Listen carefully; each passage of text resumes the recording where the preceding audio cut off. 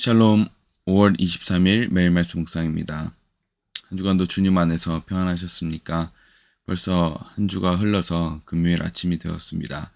오늘도 하나님께서 주시는 능력으로 오늘 우리에게 맡겨진 모든 일들 잘 감당하시고 하나님의 깊은 평강이 지배하는 귀한 하루 되시길 소망합니다.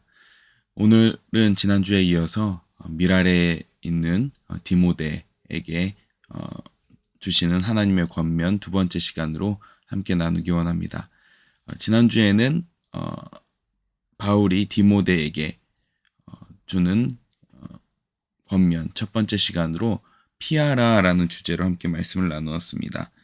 우리에게 다가오고 있는 거짓 교훈과 그리고 거짓 교훈을 피하고 참 부요를 따르게 하는 바울의 권면이었습니다. 그렇다면은 두 번째로 피하라고 했던 그 권면에서 이제는 쫓으라라는 권면으로 바울의 권면이 이어집니다. 그 내용을 오늘 함께 나누기 원합니다. 본문 말씀은 지난주와 동일하게 디모데전서 6장 11절 12절 말씀입니다.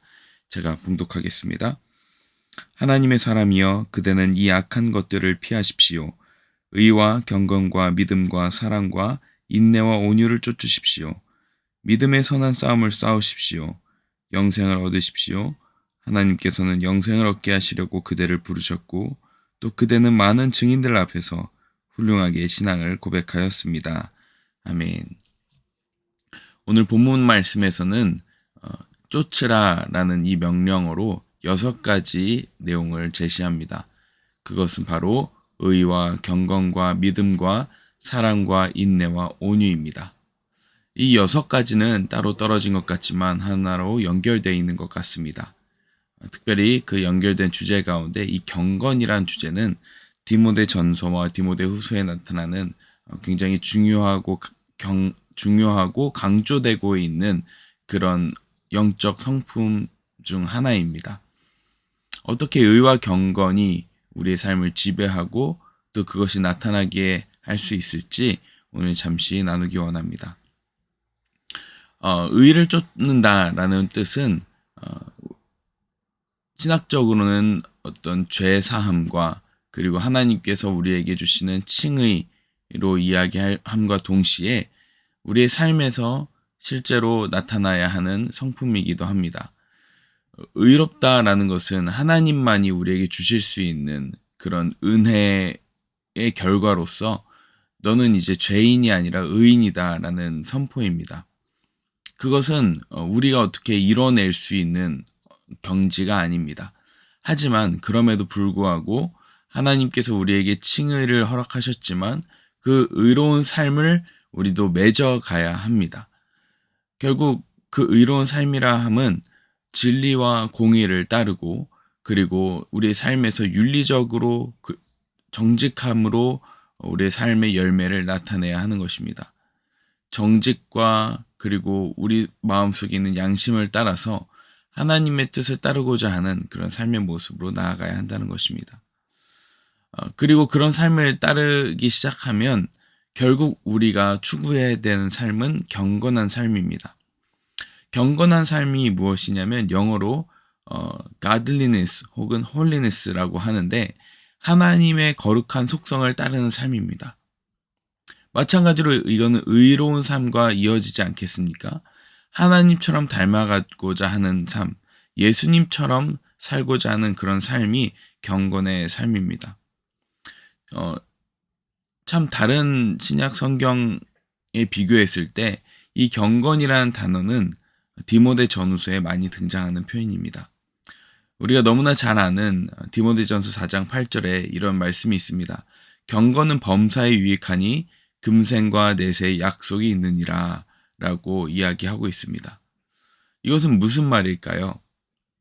경건한 삶은 하나님처럼 예수님처럼 이 땅에서의 삶을 살아가고자 하는 모습인데 이것은 우리가 살아가는 매 순간의 삶이 예배를 드리는 삶으로 살아가는 삶입니다.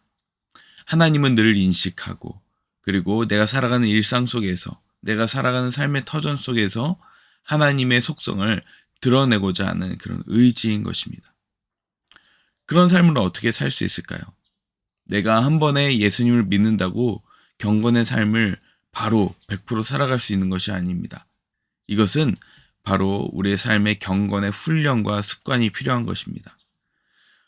방금 말씀드린 디모데전서 4장 7절에 8절에는 이 경건함을 위하여서 훈련하라고 이야기합니다. 이렇게 기록되어 있습니다. 경건함에 이르도록 몸을 훈련하십시오. 몸의 훈련은 약간의 유익이 있으나 경건의 훈련은 모든 면에 유익하니 이 세상과 장차올 세상의 생명을 약속해 줍니다. 아멘. 경건함에 이르도록 훈련을 하기 시작할 때 우리가 그때부터 조금씩 하나님의 형상으로 예수 그리스도의 모습으로 나타나게 된다는 것입니다. 위로는 하나님과의 관계가 더욱더 돈독해지고 좌우로는 이웃과의 관계가 더욱 돈독해진다는 것이죠.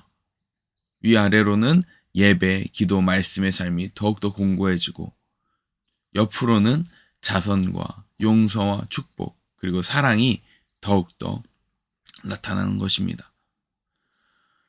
이 모습을 추구하는 삶을 사람들이 살아갔는지 디모데 후서에 보면 이런 모습에 대한 주의점을 이야기하고 있습니다. 그 표현으로서 경건의 모양은 있으나 경건의 능력을 부인하는 사람들이 있다고 디모데후서 3장 5절에 경고하고 있습니다.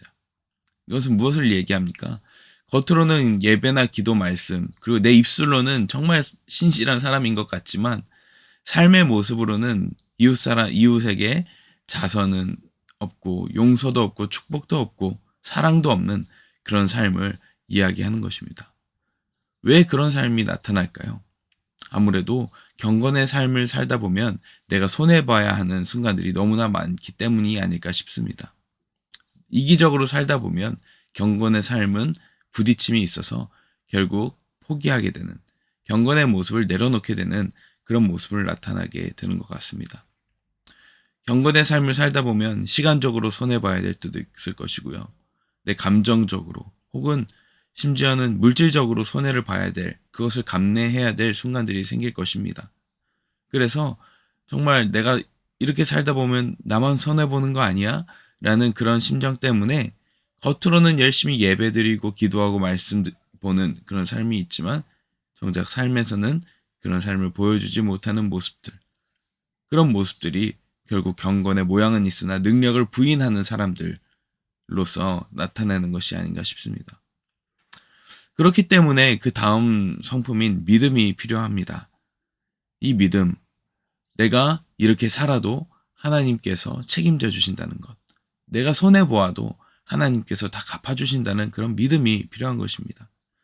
시간적으로나 감정적으로나 물질적으로 손해를 볼지라도 하나님께서 모든 것을 선으로 바꾸신다는 신뢰와 확신, 그것이 필요합니다. 그러한 내용을 두고서 바울은 또 디모데에게 권면하는 것이 디모데전서 5장 24절에서 25절에 등장합니다. 이렇게 기록되어 있습니다.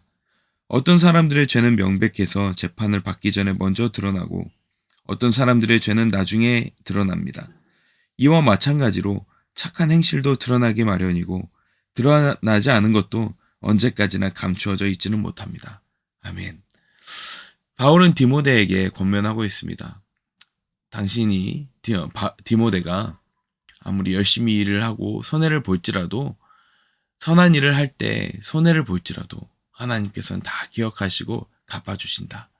그러니 두려워하지 말고 그 경건의 모습인 하나님과의 경건뿐만 아니라 이웃과의 경건의 모습인 사랑과 용서와 축복과 자비를 늘 끊임없이 베풀라는 것을 권면하고 있는 것입니다.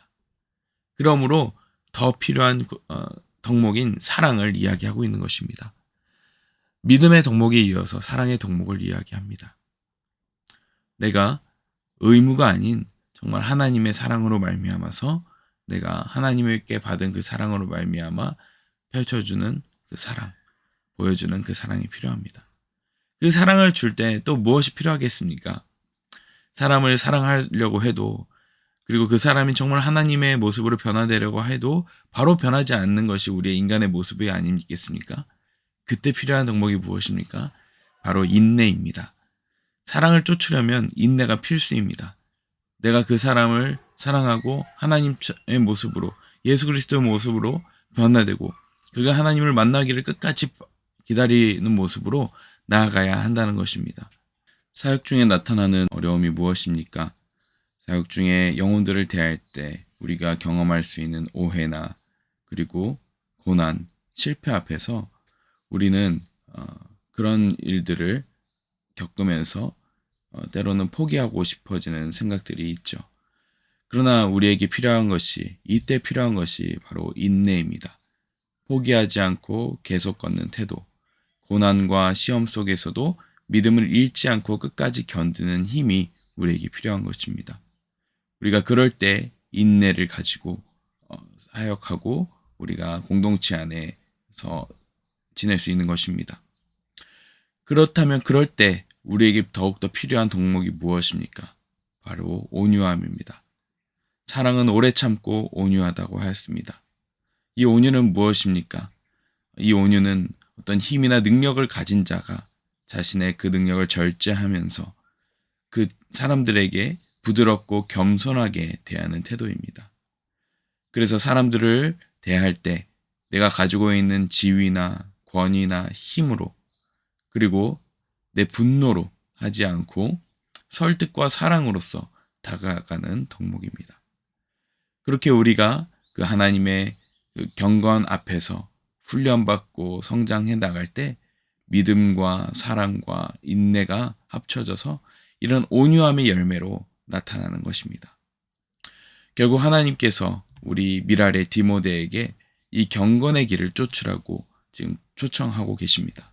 이런 의와 경건의 길을 쫓을 때 우리에게 필요한 믿음과 사랑과 인내와 온유로 말미암아서 하나님께서 우리에게 새로운 공동체의 열매를 허락하게 되실 줄 믿습니다. 이런 삶이 미랄의 디모데에게 우리 주시는 하나님의 귀한 초대인 줄 믿습니다. 오늘 우리의 모든 삶에서도 그리고 또 우리의 공동체에서도 이러한 모습들이 조금씩 더 확장되어서 하나님께서 기뻐하시는 이 공동체의 관계가 더욱더 많아지고 축복받을 수 있도록 기도해 주시길 바랍니다. 함께 기도하겠습니다. 하나님 아버지 감사합니다. 디모데에게 한 이 권면이 오늘 우리 미랄의 성도님들, 저와 성도님들에게 주시는 줄 믿습니다. 이 공동체 가운데 이 경건의 열매들이 맺어져서 각자 개인의 삶뿐만 아니라 이 공동체 가운데 선한 열매로서 나타날 수 있도록 인도하여 주시옵소서. 그래야 해서 오랫동안 이 공동체에 적응하지 못하고 정착하지 못했던 영혼들이 우리로 말미암아서 정착되고 그리고 새로운 열매들이 맺어지는 귀한 축복이 있게 하여 주시옵소서. 감사드리며 예수님 이름으로 기도합니다. 아멘.